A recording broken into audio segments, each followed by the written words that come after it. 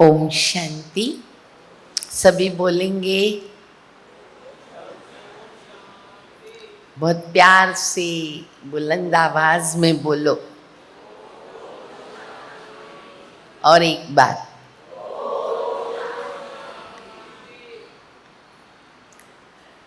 बहुत बहुत धन्यवाद।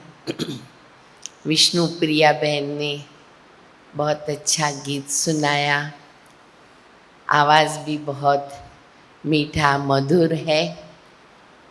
और आज का जो विषय है पवित्रता का, वही गीत उन्होंने गाया। क्योंकि शिव बाबा आते हैं इस भारत भूमि पर हम सभी को पतित से पावन बनाने। बाबा कहते, ड्रामा में ये मेरा कर्तव्य है, ड्यूटी है कि जब सारी दुनिया पतित बन जाती है तो उसे पावन बनाने मुझे आना पड़ता है। तो बाबा आकर हम बच्चों को अपना परिचय देकर पहले ये फाउंडेशन की बात बताते हैं।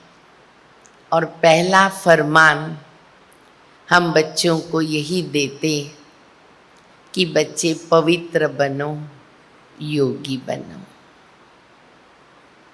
क्योंकि हम आत्माओं का जो आदि और अनादि स्वरूप है, दोनों भी पवित्रता है।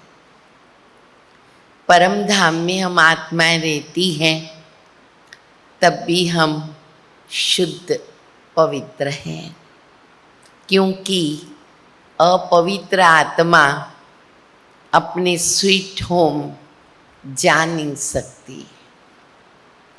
फिर जब हम आत्माएं नीचे उतरती हैं, तभी भी हमारी पहली स्टेज पवित्रता की रहती है।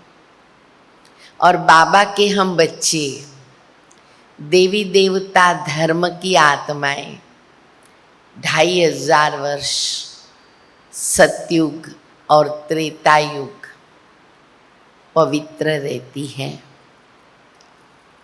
धीरे धीरे आगे बढ़ते बढ़ते हमारे अंदर देह अभिमान और विकारों की प्रवेशता होने से हमारी जीवन अपवित्र बनने लगती है। और आधा कल्प द्वापर युग और कलह युग हम पूरे पतित हो जाते हैं, विकारी बन जाते हैं, पापात्माएं बन जाती हैं। तब हमें फिर से पुण्य आत्मा बनाने, पावन बनाने बाबा को आना पड़ता है। तो बाबा ने जो हम बच्चों को पहला फरमान किया, पहली आज्ञा, पहली श्रीमत दी, पवित्र रहने की, जो आत्मा का स्वधर्म है, जो आत्मा का स्वरूप है, बाबा के बनकर हमने बाबा से प्रतिज्ञा की, बाबा के पास दृढ़ संकल्प किया कि जी बाबा, हम आपके श्रीमत का, आपके फरमान का, आज्ञा का पालन करेंगे और अपनी जीवन के अंदर पवित्रता को अपनाएंगे। सबसे पहले तो हम बाबा से जो पहला विकार है, काम विकार, उसकी प्रतिज्ञा करते हैं कि हम ब्रह्मचर्य का पालन करेंगे। अब वो तो जैसे बच्चे पैदा होते हैं और फिर थोड़े बड़े होते तो उनको स्कूल में भेजते हैं, तो पहले उनको जूनियर केजी, सीनियर केजी वहाँ से स्टार्ट करते। आजकल तो 2-2.5 बरस के बच्चे को प्ले में भेज देते हैं। तो ये जो बाबा से हम लोगों ने प्रतिज्ञा की, ये तो बहुत पहला स्टेप है कि बाबा हम ब्रह्मचर्य का पालन करेंगे। और वो इतनी सरलता के साथ, सहजता के साथ हमारे जीवन में आ गई, कोई तकलीफ नहीं हुई। क्योंकि हम जानते हैं, आज दुनिया में भी हम अनुभव करते हैं कि कैसे पवित्रता का कितना मान है। जो साधु संत सन्यासी सिर्फ घर बार छोड़कर जाते हैं तो गृहस्थी लोग उनके पांव पड़ते हैं, क्योंकि उन्होंने अपनी जीवन को पवित्र बनाया।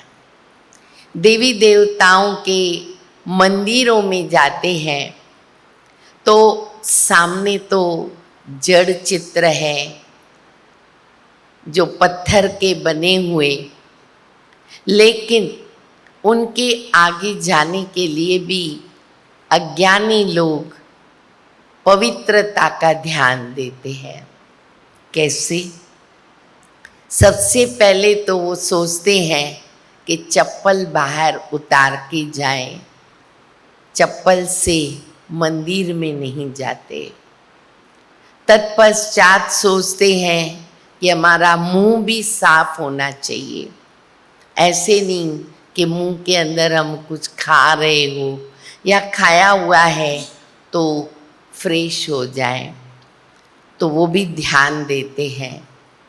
तीसरी बात, जो वस्त्र पहने हुए हैं भले सादे हैं पर शुद्ध हो, स्नान किया हुआ।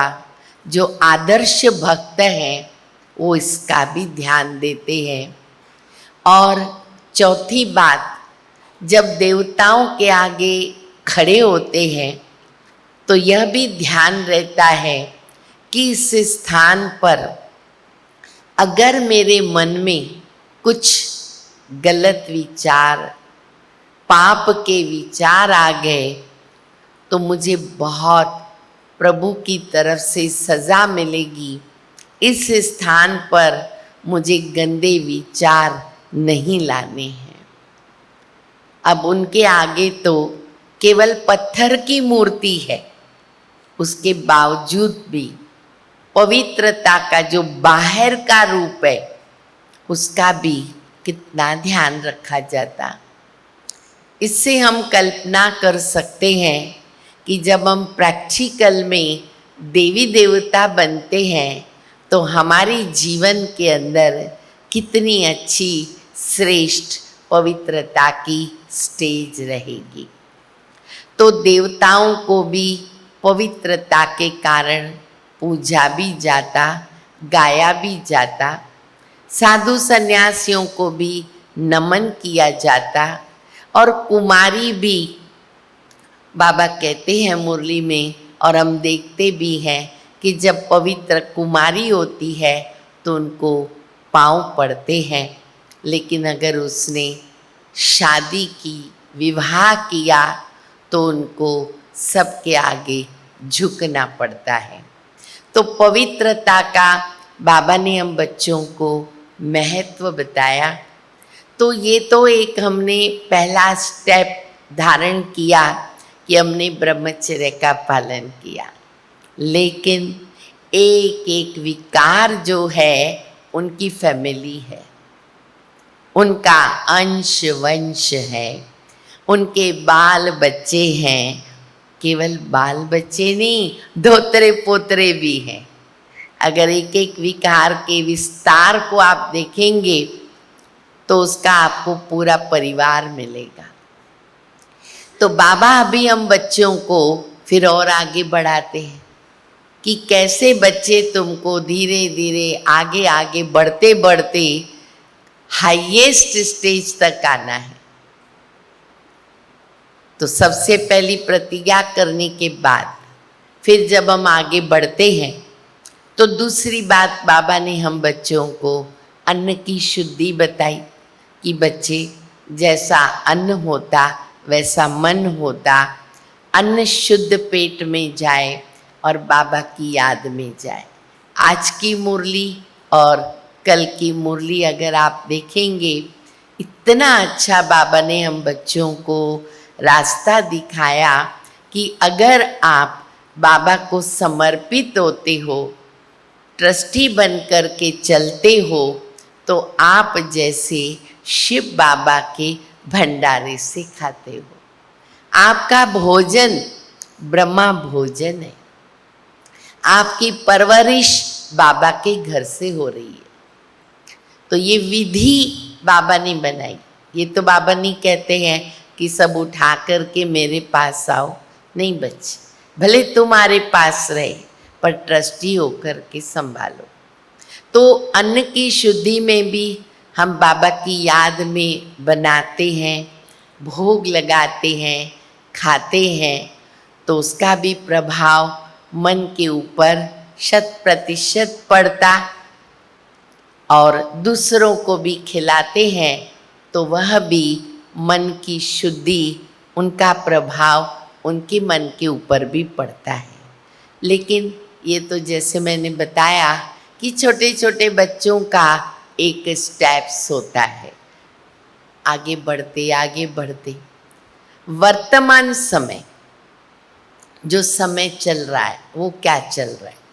साकार मुरली के अंदर बाबा कहते हैं कि बच्चे, मन के अंदर तुम्हारे विकल्प आएंगे, उल्टे सुल्टे संकल्प आएंगे, कर्म में नहीं लाना तो विकर्म बन जाएगा, उसकी सजा है। लेकिन ये बात बहुत पहले की है, बहुत वर्ष पहले। धीरे धीरे जब साकार बाबा अव्यक्त हुए तो विधि विधान कैसे परिवर्तन होते हैं। स्कूल में भी जब हम पढ़ाई करते हैं तो पहले बहुत इजी पढ़ाई होती है, धीरे धीरे बुद्धि का विकास होता है, धीरे धीरे पढ़ाई ऊंची गुह्य टफ होती जाती है। तो अव्यक्त बाप दादा ने हमें बहुत बरस पहले बताया कि बच्चे, अभी तुम्हारे मन का भी हिसाब किताब बनता है। साकार मुरली में बाबा कहते मन में संकल्प आएगा, कर्म में नहीं लाना। लेकिन समय परिवर्तन हुआ तो बाबा ने कहा, बच्चे मन वचन कर्म की पवित्रता की आवश्यकता है। और ये ऑलमाइटी अथॉरिटी बाबा की ही शक्ति है। आज देखो, कोई भी साधु संत है, खुद तो ब्रह्मचर्य का पालन कर लेते हैं, लेकिन उनको ताकत नहीं है कोई गृहस्थी को वो पवित्र बना के दिखाए। बोल नहीं सकते हैं, लेकिन ये ऑलमाइटी अथॉरिटी बाबा का ही काम है, जिन्होंने लाखों बाबा के बच्चों को घर गृहस्थ में रह कर के पवित्र जीवन बनवा करके छोड़ा, और वो भी बड़ी सरलता के साथ। तो पवित्रता की जो परिभाषा वर्तमान समय की है वो है मन वचन कर्म से पवित्रता।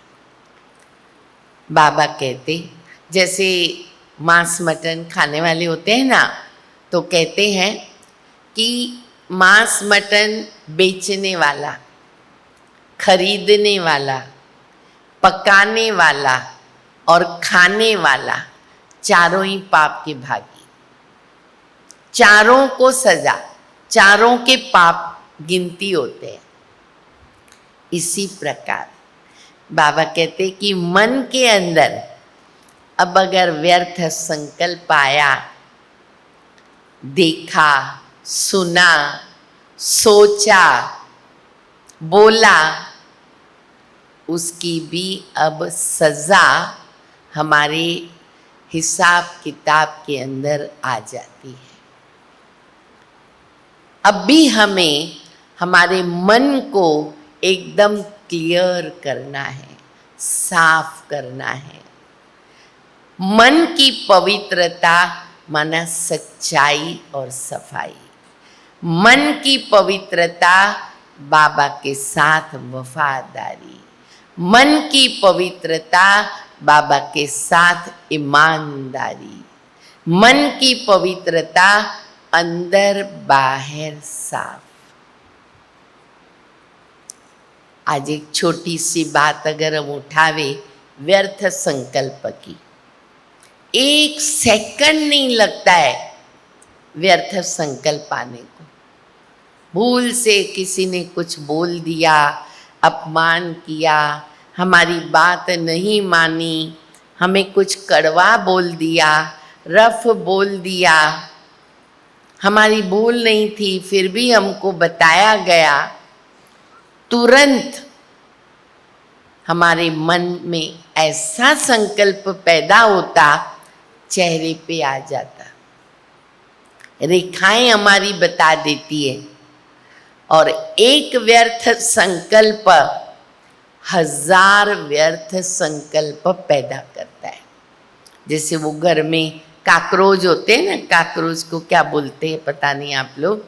एक काकरोच 100 बच्चे पैदा करता है, वैसे एक व्यर्थ संकल्प 1000 व्यर्थ संकल्प अपने आप पैदा करता है।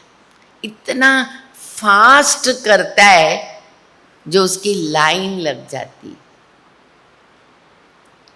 तो आज तक हम अपने व्यर्थ संकल्प को भी कंट्रोल नहीं कर सकते। कितनी वंडरफुल बात है, वहाँ भी हम अभी अटके हुए हैं, हमारा मन साफ नहीं। इतना बाबा ने हमको ज्ञान दिया कि उस समय क्या पॉजिटिव सोचो, लेकिन नेगेटिव आ जाता है। नेगेटिव आने को देरी नहीं लगती है और पॉजिटिव के लिए कितनी मेहनत करनी पड़ती है। और बाबा कहते हैं नेगेटिव को पॉजिटिव में परिवर्तन करो। अगर मन को पवित्र बनाना है, मन को शुद्ध बनाना है, व्यर्थ से मुक्त होना है, समर्थ का स्टॉक जमा करो। समर्थ का स्टॉक जमा करने के लिए नेगेटिव में से पॉजिटिव को ढूंढो। सिंपल एक मिसाल है, ट्रक्स जाती है हाईवे पर, ट्रक के पीछे लिखा हुआ होता है, एक ट्रक के पीछे लिखा होता है, बुरी नजर वाले तेरा मुंह काला, ऐसे लिखा होता है ना, बुरी नजर वाले तेरा मुंह काला। और दूसरी ट्रक पे लिखा होता है, देखो मगर प्यार से। अब अगर आप दोनों का अर्थ निकालो तो एक ही है, एक ही अर्थ है। पर जब आप ये बोलोगे ना, बुरी नजर वाले तेरा मुंह काला, आपका चेहरा बदल जाएगा। लेकिन जब आप ये बोलोगे देखो मगर प्यार से, चेहरे के एक्सप्रेशंस चेंज हो जाते हैं, पॉजिटिव शब्द हो जाते हैं। तो हमें ये प्रैक्टिस करनी पड़ेगी कि हम पॉजिटिव पॉजिटिव पॉजिटिव रहें। अगर हमें मन की शुद्धता, मन की पवित्रता को अपनाना है तो। और मन के व्यर्थ संकल्प का जो नुकसान है वो हम सामने नहीं लाते। नुकसान क्या है? एक व्यर्थ संकल्प आप करके देखो, सबसे पहले आपका बाबा से योग टूट जाएगा। सबसे पहले कड़े ते कड़ी सजा हम ब्राह्मणों के लिए अगर है, वो है बाबा से योग टूटना। जब बाबा से योग टूटा तो क्या आनंद है जीवन में। तो व्यर्थ संकल्प बाबा से योग तोड़ता है। आपको कोई ने कुछ बोला और आपको अच्छा नहीं लगा, उस समय आप योग लगाने बैठो, बिल्कुल नहीं लगेगा, आपको आनंद नहीं आएगा, मज़ा नहीं आएगा। बैठेंगे ना, वही सोच चलता रहेगा, क्यों बोला, किस लिए बोला, अभी मैं क्या करूं, कैसे उसको दिखाऊं मैं। बाबा से योग नहीं लगेगा। तो हमें उसकी अभी प्रैक्टिस करना, अभ्यास करना बहुत ज़रूरी है, जिसके लिए बाबा ने कहा है हर आत्मा के प्रति शुभ भावना, शुभ कामना रखो। उसकी प्रैक्टिस करनी पड़े। कोई व्यक्ति ने मेरे लिए गलत सोचा तो उसमें उसका भाग्य का नुकसान है, मेरे भाग्य का नुकसान नहीं। पर मैं किसी के लिए गलत सोचती हूँ तो मेरे भाग्य का नुकसान फाइनल है। तो मैं क्यों सोचूं किसी के लिए। तो हर आत्मा के प्रति शुभ भावना, शुभ कामना का अभ्यास करना पड़े। अब जिनके साथ हमारा जमता है, जो हमें अच्छे लगते हैं, जिनसे हमारा बनता है, मित्रता है, उनके लिए तो अच्छा सोचना बड़ा इजी हो जाता है। लेकिन जिनके साथ नहीं जमता, जो हमारे साथ कुछ इस टाइप का टेढ़ा मेढ़ा व्यवहार करते हैं, उनके प्रति शुभ भावना रखने में तकलीफ होती है, मुश्किलात आती है। अब अच्छे से अच्छा चलना वो तो अज्ञानियों का भी काम है, वो तो इजी है उनको भी। लेकिन बाबा ने सिखाया, चाहे तुम्हारी अप्रिय आत्मा हो, चाहे वो तुम्हारे से कैसा भी व्यवहार करती हो, लेकिन तुम्हें मास्टर रहम दिल बनकर, मास्टर कल्याणकारी बनकर उस आत्मा के प्रति शुभ सोचना है। यहाँ तक बाबा ने कह दिया कि तुम अपनी शक्ति से योगदान देकर उस आत्मा के संस्कारों को चेंज करो।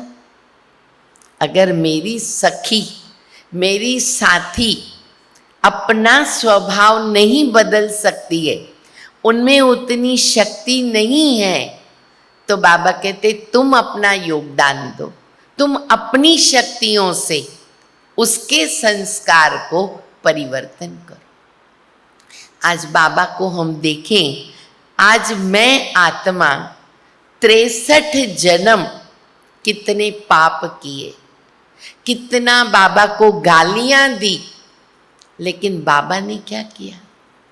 अगर बाबा मेरे पापों को देखे तो बाबा मुझे कभी प्यार नहीं कर सकते। लेकिन बाबा कोई भी बच्चे के पापों को नहीं देखता, तब बाबा हमें प्यार कर सकता है। तो मैं तो लायक भी नहीं हूं, फिर भी बाबा ने प्यार किया। तो बाबा कहते बच्चे तुमको भी ये संस्कार तो डालने पड़ेंगे, क्योंकि तुम मेरे बच्चे हो। तो ये प्रैक्टिस जो है वो हमें करना बहुत ज़रूरी है। 1 घंटा 2 घंटा के ऊपर हम अपनी चेकिंग करें कि मेरे 2 घंटे के अंदर जो व्यक्ति मेरे कनेक्शन में आए, संपर्क में आए, संबंध में आए, मेरा व्यवहार उनके साथ कैसा रहा। भले उसने कैसा भी किया हो, मुझे उनको देना है, देना है, देना है, मुझे लेना नहीं है। एक स्टोरी में बताते हैं कि राजा हरिश्चंद्र जी जब दान करते थे तो दान करते समय उनकी जो आंखें हैं ना, वो नीचे झुक जाती थी। तो प्रजा क्या कहने लगी, देखो राजा दान भी करता है और शर्म भी आती है राजा को, दान भी करता है और शर्म भी आती है। एक बार तुलसीदास ने राजा को पूछा कि तुम्हारे लिए प्रजा ऐसे कह रही है तो तुम ऐसे क्यों करते हो? तो राजा ने बहुत अच्छा जवाब दिया। बोला ऐसा है कि जब प्रजा मेरे से कुछ लेने आती, मैं उनको देता हूँ तो वो समझती है कि मैं उनको दे रहा हूँ, जबकि मैं नहीं दे रहा। मुझे जो देता है दूसरा ऊपर वाला तो ही मैं दे सकता हूँ, लेकिन प्रजा समझती है कि मैं उनको दे रहा हूँ। ये देख करके मुझे शर्म आती है, इसलिए मेरी आंखें झुक जाती है। उसमें भी सूक्ष्म ईगो नहीं आता। मैं कब दे सकता? जब मुझे कोई दे रहा है। तो बाबा हमेश कहते हैं, बच्चे तुम्हारे संबंध संपर्क में एक 5 मिनट भी कोई आया, कुछ लेके जाए, अच्छा कुछ लेके जाए, प्रेरणा कुछ लेके जाए, कुछ सीख करके जाए, उसमें 2 काम होते हैं। दुआएं भी प्राप्त होती है, और दुआओं का खजाना तो अति श्रेष्ठ खजाना जो हमें इमरजेंसी में काम आता है। तो इसलिए मन की पवित्रता, उसका अभ्यास हम ऐसे कर सकते हैं। उसके लिए हमको पॉजिटिव समर्थ स्टॉक जमा करना है, और वो जमा होता है बाबा की मुरलियों से। जितना भी हमको पॉजिटिव स्टॉक चाहिए, समर्थ चाहिए, अच्छा चाहिए, शुभ चाहिए, वो केवल मिलता है बाबा की मुरलियों से। बार बार उसको पढ़ते रहें, बार बार उसको पढ़ते रहें। जानकी दादी का एक बात याद आती है। जानकी दादी जब 1936 में बाबा ने स्थापना की और 37 में दादियों ने समर्पित किया, तो जानकी दादी 1.5 बरस यज्ञ में देर से आए। तो उन्होंने बाबा को कहा कि बाबा मैं 1.5 बरस पीछे आई, लेकिन मैं उनके लेवल तक पहुंचना चाहती हूँ, तो मैं क्या करूं? तो बाबा ने कहा बच्ची 6 बार मुरली पढ़ो, रोज 6 बार मुरली पढ़ो। तो दादी को इतना अच्छा लगा, दादी ने बोला मैं 12 बार पढ़ना शुरू किया, मैं और आगे जाऊं। और प्रकाश मणि दादी थे, लास्ट तक 3 बार मुरली जरूर पढ़ते थे। और मुरली का खजाना ऐसा है कि जितनी भी बार आप पढ़ेंगे, जादू है उसके अंदर। जो प्रैक्टिकल भक्ति मार्ग में का मुरली तेरी में है जादू, ऐसा जादू है कि जितनी बार पढ़ेंगे आपको नई बात मिलेगी। सभी को अनुभव है। अगर हम कोई बात में डिस्टर्ब है, हमारी स्थिति ऊपर नीचे हो रही है, प्रॉब्लम आ गया कोई, आप मुरली उठाओ, आपने वो मुरली पढ़ी भी होगी तो भी आपको उसमें जवाब मिल जाएगा, और आपको लगेगा पहले तो ये बात ध्यान पर ही नहीं थी। तो मुरली से हम पॉजिटिव स्टॉक अपने पास, समर्थ स्टॉक जमा कर सकते हैं, और वो हमें हमारे मन की शुद्धि के लिए, मन की पवित्रता के लिए यूज होता है। और अगर मन हमारा शुद्ध पवित्र ही सोचता है, क्योंकि मन फाउंडेशन है, तो जो मन सोचता है वो फिर मुख पर आता है। तो मुख पर फिर वही आएगा जिसके लिए बाबा को रेगुलर मुरली में बोलना पड़ता है, बच्चे मीठे बनो, मीठे बनो, मधुर बनो, मधुर बनो। क्योंकि ये जो 2.5 इंच की जीभ है, वो किसी का दिल तोड़ती भी है और किसी का दिल जीतती भी है, इतना उसके अंदर ताकत है। तो वो हमारे ऊपर है। तो बाबा कहते हमेशा तुम्हारे मुख से ज्ञान रत्न निकले। पवित्र रत्न निकले, हंस की तरह मोती निकले, मोती चुगते रहे। तो अगर हमारे मन में ये स्थिति आ जाती है तो हमें वचन में बहुत मदद मिलती है। फिर चाहते भी हमारे मुख से कड़वा बोल निकलता नहीं, क्योंकि एक ये सरल नेचर बन जाती है। जैसे आप देखेंगे कि जैसे मान लो ये हॉल में अंधेरा है, अब अंधेरा है और मैं आपको बोलूं अंधेरा भगाओ, अंधेरा भगाओ, आप कैसे भगाएंगे? अंधेरे का कोई स्तर नहीं है, लेकिन रोशनी को हम ला सकते हैं। रोशनी लाते हैं, अंधेरा चला जाता है। तो ये कमजोरी क्या है? कमजोरी का कोई स्तर नहीं, पर शक्तियों का स्तर है। आप उन शक्तियों को जमा करो। जैसे जैसे शक्तियां जमा होती है, बुरे संस्कार अपने आप मिटते हैं। क्रोध है, हम शांत स्वभाव बनाना चाहते हैं, अपने आप बनता है। तो बाबा हमको हर रीति से पॉजिटिव बनना सिखाते। तो मन की शुद्धता, वाचा की शुद्धता, कर्म तो हो ही जाता। और कर्म के लिए प्रभु की नियति बनी हुई है, जो आप और मैं कोई नहीं तोड़ सकता, कि जैसा कर्म वैसा फल निश्चित मिलना है, मिलना है, मिलना है।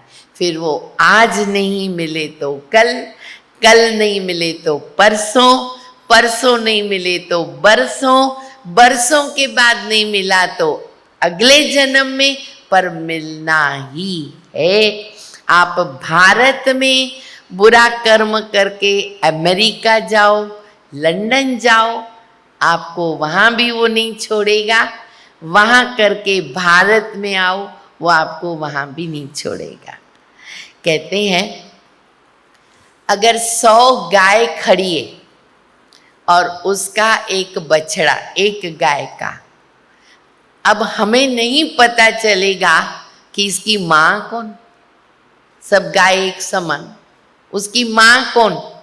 लेकिन जो गाय का बछड़ा है ना, वो अपनी माँ को ढूंढ लेगा 100 गाय में से भी। तो कर्म करता आपको दुनिया के किस भी कोने में चले जाओ, आपको ढूंढ लेगा, वो छोड़ेगा नहीं। इसलिए बाबा कहते हैं बच्चे, कर्म के ऊपर जो है ना, वो बहुत ध्यान दो। इसकी भी एक बहुत अच्छी स्टोरी है। कहते हैं कि बुरा कर्म करोगे तो आपके पास लौट के आएगा, और अच्छा कर्म करोगे तो वो आपके पास ही रहेगा। एक बहन थी, वो रोटी बनाती थी तो अपने खिड़की पर एक रोटी रखती थी। एक फकीर आता था, वो रोटी उठाता था, लेकिन ये कहता था बुरा कर्म करोगे आपके पास लौट के आएगा, अच्छा करोगे आपके पास रहेगा। रोज बोलता था और रोटी लेके जाता था। वो माता वो सुन सुन के इरिटेट हो गई। एक दिन उसको बहुत कंटाल आया, यही बात वो रोज ही बोल रहा है, रोज ही बोल रहा है। चलो आज है ना, मैं उसके रोटी में जहर डाल देती हूँ। तो उसने उस रोटी में जहर डाला, खिड़की में रखा, लेकिन कुछ ही क्षणों में उसको लगा कि ये मैं ठीक नहीं कर रही हूँ। रोटी उठा ली और वापस सिंपल रोटी रखी। फकीर आया, बोला, चला गया लेके। अब उस माँ का बेटा विदेश में रहता था, तो शाम के टाइम दरवाजा खटखटाया, देखा उसका बेटा आया है, पर बहुत बुरी हालत, पूरा गिर रहा, चक्कर आ रहे, हालत खराब। तो उसने बेटे को अचानक देख के बुलाया, बिठाया, क्या हुआ? तो बेटे ने कहा, माँ मैं 2 दिन से भटक रहा हूँ और मुझे न खाने मिला न पीने को मिला, मुझे चक्कर आने लगे। आज रास्ते में एक फकीर मिला, मुझे इतना हालत में देख कर पूछा, क्या हुआ आपको? तो मैंने फकीर को कहा, मेरे को बहुत भूख लगी है, मुझे कुछ तो भी खाने को चाहिए, चक्कर आ रहे। तो फकीर ने कहा, देखो मेरे पास एक रोटी है, चाहिए तो मैं दूँ, लो आप खा लो। तो बोला चलेगा। तो फकीर ने उसको बोला वही बात कि बुरा कर्म करोगे तो तुम्हारे पास लौट के आएगा, अच्छा करोगे तो तुम्हारे पास रहेगा, लो ये रोटी खाओ। वो खाया, बोला ये फकीर ने बोल के मुझे रोटी खिलाई, तब मैं यहाँ तक पहुँच सका। तब उसके माँ की आंख खुली कि आज अगर मैं बच्चे उसको जहर वाली रोटी देती थी तो कौन मरता था? मेरा बेटा मरता था। तो इसके ऊपर तो बहुत सारी स्टोरीज है कि जैसा कर्म करेंगे वैसा फल हमें आज नहीं तो कल, कल नहीं तो परसों, कभी न कभी मिलना जरूर है, ये याद रखो। और उसमें भी बाबा ने तो हमको कर्म, विकर्म, अकर्म तीनों की गति समझा दी है। तो अभी तो बाकी भी हम बच्चे समझदार बन गए, तो हमें तो कर्म के ऊपर बहुत अटेंशन देना है। मेरे से भूल से भी कोई बुरा कर्म न हो, हर कर्म मेरा पुण्य के खाते में जाए। हम बाबा के घर में 2 टाइप से अपना हिसाब किताब चुकतू करते हैं। एक है बाबा की याद में, बाबा कहते मेरी याद से तुम्हारे विकर्म विनाश होंगे। और दूसरी विधि बाबा ने बताई है अच्छे कर्मों की, कि जितने जितने तुम बच्चे पुण्य कर्म करते हो, अच्छे कर्म करते हो, तो तुम्हारे जो विकर्म जो 63 जन्म किए हैं वो थोड़ा थोड़ा फिटूस होता है, माइनस होता है।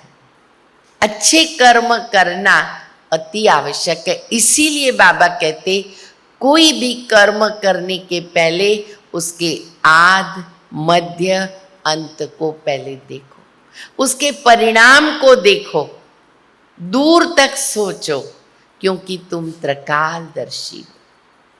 त्रिकालदर्शी बनकर उस कर्म को सोच करके फिर कर्म करो, जिसको कई बार बाबा ने बहुत अच्छा स्लोगन में कहा कि बच्चे जो कर्म मैं करूँगा, मैं करूँगी, मुझे देखकर सभी करेंगे, मुझे देखकर और करेंगे।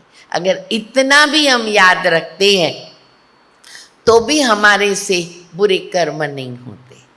तो मन वचन कर्म में ये पवित्रता की परिभाषा को हमें समझना होगा, क्योंकि केवल ब्रह्मचर्य का पालन किया, केवल शुद्ध अन्न खाया।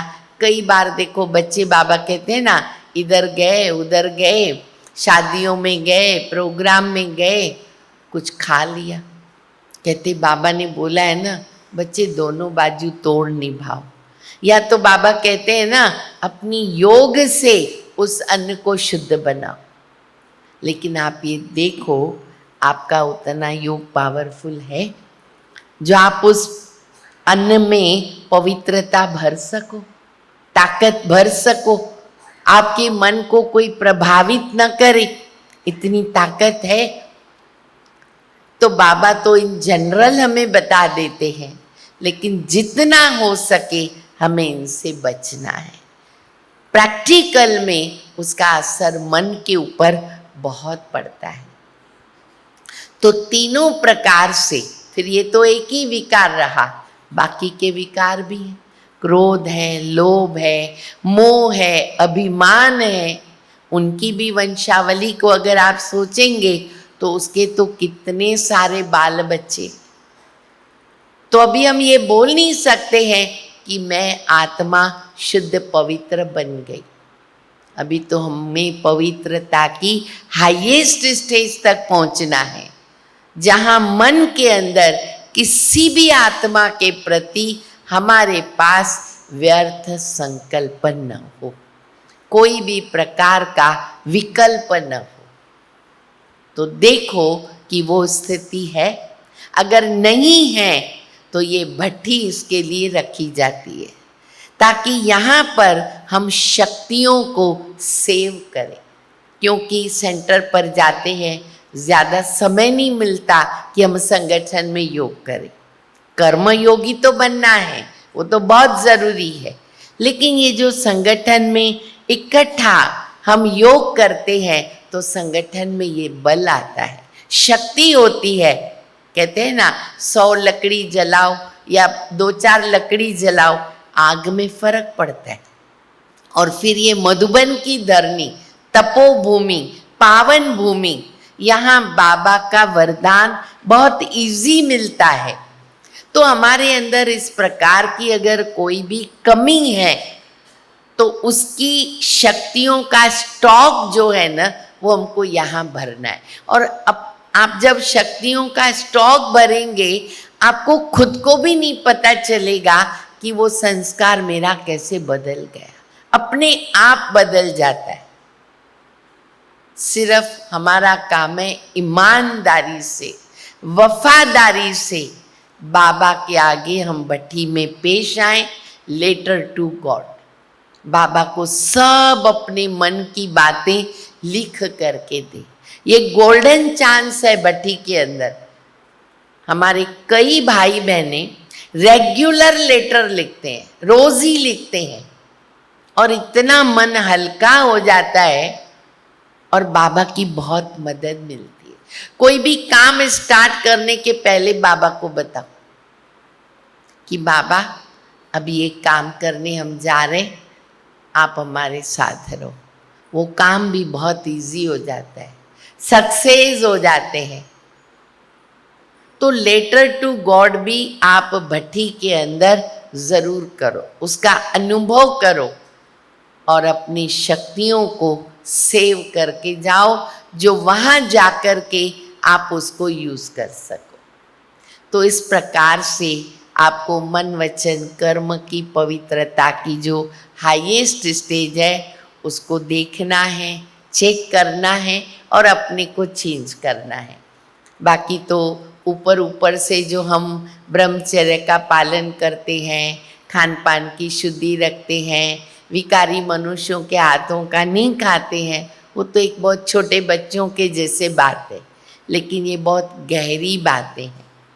और उसमें भी मन हमारा फाउंडेशन है। जितना मन हमारा शुद्ध सोचेगा, मन मना भव की स्थिति में रहेगा, उतना हमारा मन जो है बाबा की यादों से ऑटोमेटिकली पॉजिटिव होता जाएगा, होता जाएगा, होता जाएगा।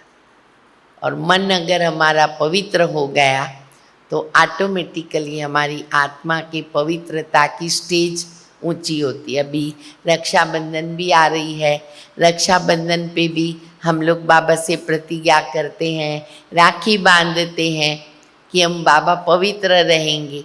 तो किस चीज़ की पवित्रता? अगर किसी के लिए आपने कोई बुरा सोच लिया, समझो मैंने अपवित्रता अपनाई। इतना हमको अपने आगे लक्ष्य रखना है। बाबा कहते किसी के लिए बुरा सोचा, माना ये है अपवित्रता। हर गुण का कनेक्शन पवित्रता से है, हर अवगुण का कनेक्शन अपवित्रता से। तो जितने जितने हमारे में गुण आएंगे, उतनी उतनी पवित्रता हमारे अंदर आप ही बढ़ती जाएगी। हमारी पवित्रता की स्टेज आगे बढ़ती जाएगी। तो उस प्रकार से हम धीरे धीरे ऐसे हाईएस्ट स्टेज पर पहुँचेंगे कि हम अपने घर परम धाम बिना धर्मराज की सजाओं को खाते हुए पहुँचेंगे। धर्मराज हमको सलाम भरेगा, सलाम है आपको, आप आगे बढ़ो। तो इसीलिए हमें हिसाब किताब को चुकतू धर्मराज नहीं करे, सजा न मिले, यही तो हमारा लक्ष्य है। तो अगर देखो बाबा मम्मा हमारे, आपको मालूम है मम्मा का मास चल रहा है, जून मास चल रहा है। एक दिन भी मम्मा का ऐसा नहीं रहा कि मम्मा ने 2 बजे के बाद मम्मा सोई हो, एक दिन भी ऐसा नहीं गया। और कितना हिसाब किताब मम्मा के सामने था, कैंसर की बीमारी, और उस समय कोई दवाई नहीं थी। कैंसर के पेशेंट को अंत में इतना तकलीफ होती है, लेकिन लास्ट दिन तक मम्मा के चेहरे से भी पता नहीं चला कि मम्मा का हिसाब किताब इतना कड़ा है। लास्ट दिन भी मम्मा सबको अंगूर की टोली देके गई, हंसते हंसते मुस्कुराते हुए। तो बाबा के याद में वो शक्ति है कि जो हम अपनी आत्मा को सारे हिसाब किताब चुकतू करके शुद्ध पवित्र बना सकते हैं। ऐसे ही हमें फॉलो फादर फॉलो मदर करना है। तो इस मास जून मास में खास मम्मा भी बच्चों को वरदान देती है। एडवांस पार्टी और मम्मा अमृत वेले बाबा के साथ वतन में बच्चों के चक्कर पे निकलते हैं। आपको मालूम रहे, हम लोग जब जाते हैं ध्यान में, मैं कई बार बाबा से रूरियान करती हूँ, मम्मा से भी बाबा कभी मिलाते हैं इस मास में। तो बाबा कहते माँ भी बच्चों के पास चक्कर लगाती है और माँ भी बच्चों को वरदान देती है। तो वो वरदान प्राप्त कर लो। और ये भूमि तो स्पेशल भूमि है, अभी भी 2 दिन आपके पास है, खूब शक्तियाँ और वरदान बाबा से मम्मा से लेकर के जाओ। जो भी अपने इस टाइप के संस्कार हैं, पुरानी रावण के आसुरी संस्कार, वो हम यहाँ ही छोड़ के जाए, किचड़े को हम यहाँ छोड़ के जाए। ठीक है, ओके। सबको यहाँ मानसरोवर में अच्छा लग रहा है? देखो कितना अच्छा वातावरण और पिन ड्रॉप साइलेंस, प्रॉपर भट्ठी है। शांतिवन में जाओ तो बाहर कितना घमसान लगा हुआ है, यहाँ तो आप एकदम भट्ठी में बैठे हुए हो, तो बहुत अच्छी बात है। ओम शांति।